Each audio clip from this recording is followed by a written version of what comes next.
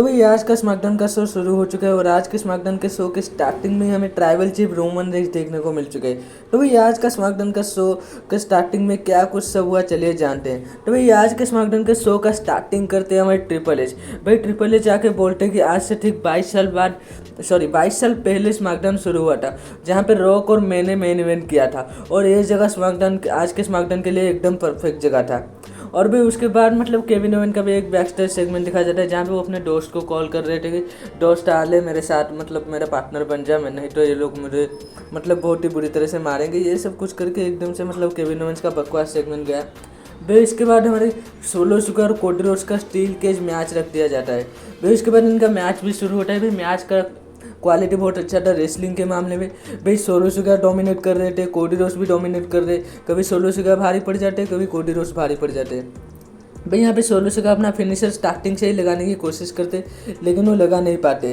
भाई उसके बाद सोलो सुगा जो है, भाई सोलो कोडी रोड्स को मतलब स्टील केज में ऊपर बारम्बार मतलब पटकने लग जाते हैं। और भाई इसके बाद कोडी रोड्स मतलब स्टील केज पार करके मैच को जीतने की कोशिश करते हैं, लेकिन सोलो सुगा उनको नीचे फिर से ले आते हैं और भाई उसके बाद फिर से उन दोनों के बीच में मैच स्टार्ट होता है। भाई यहाँ पे कोडी रोड्स एक्सेप्ट करने की कोशिश करते हैं, लेकिन नहीं कर पाते। भाई इसके बाद इन दोनों के बीच में मैच फिर से शुरू हो जाते हैं और यहाँ पे सोलो सुगा का डोमिनेट बहुत ही बुरी तरह से चलना शुरू हो जाता है। फिर उसके बाद दरवाजा जो स्टील केज का खुल जाता है, कोडी रोड्स फिर से उधर से बाहर निकल के जीतने की कोशिश करते हैं, लेकिन सोलो सुगा समझ जाता है अगर ये बाहर चला गया तो फिर मैं हार जाऊंगा। वो पीछे से आके इसको फिर से घसीट के ले जाता है। फिर इसके बाद इन दोनों के बीच में फिर से मैच शुरू होता है और फिर इस बार जब मैच शुरू होता है तो फिर कोडी रोड्स का डोमिनेंस देखने को मिलता है। भाई कोडी रोड्स अपना फिनिशर लगाते, उसके बाद स्टील केज के ऊपर चढ़ते। भाई वो बाहर जाके जीत सकते थे, लेकिन वो सोलो सुगा के ऊपर एक स्प्लैश लगा देते स्टील केज के ऊपर से। भाई लेकिन उससे भी उनका काम नहीं बनता, वो अपना फिनिशर मल्टीपल टाइम लगाते हैं। भाई दोस्त एक या दो बार लगाए मेरे हिसाब से मतलब लगातार, लेकिन इससे भी उनका काम नहीं बनता। उसके बाद एक और बार अपना फिनिशर लगाने के बाद वो मैच में विक्ट्री ले लेते हैं। भाई मैच में विक्ट्री जैसे ही लेते हैं मेरा तो मतलब दिमाग हिल गया था। भाई सोलो सुगा के ब्लड लाइन का इंटरफेरेंस हमें देखने को क्यों नहीं मिला, लेकिन तभी जैसे ही मैं सब कुछ सोच रहा था भाई तभी ब्लड लाइन का इंटरफेरेंस देखना चालू हो जाता है। भाई चारों ओर से ब्लड लाइन के सारे मेंबर स्टील केज के ऊपर से मतलब जंप कर देते। भाई एक तरफ से जैकब फाटू भी आ जाते। भाई जैकब फाटू अकेले ही कोडी रोड्स को मतलब ठिकाने लगाते थे।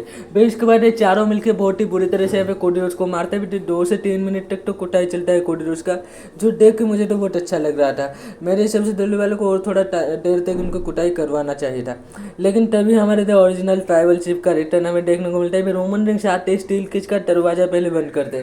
फिर उसके बाद वो टामाटोंगा और उनके भाई को मतलब ठिकाने लगाते।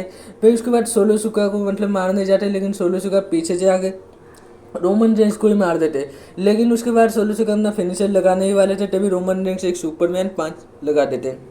भाई सुपरमैन पंच लगाती रोमन रिंग्स यहाँ पे स्पीयर लगाने की कोशिश कर रहे, लेकिन जैकब फाटू जो है सोलो सुगा को घसीट के बाहर ले जाता है। और तभी रोमन रिंग्स यहाँ पे जैकब फाटू को कॉल आउट करते हैं, तुम आके मेरे से रेसल कर लो।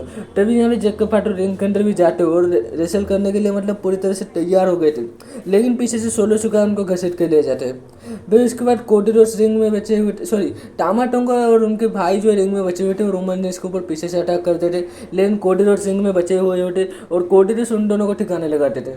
फिर इसके बाद रोमन रिंग्स उठते और रोमन रिंग्स का एक मतलब एक नए अंदाज में निगाह देखने को मिलता है कोडी रोड्स की ओर।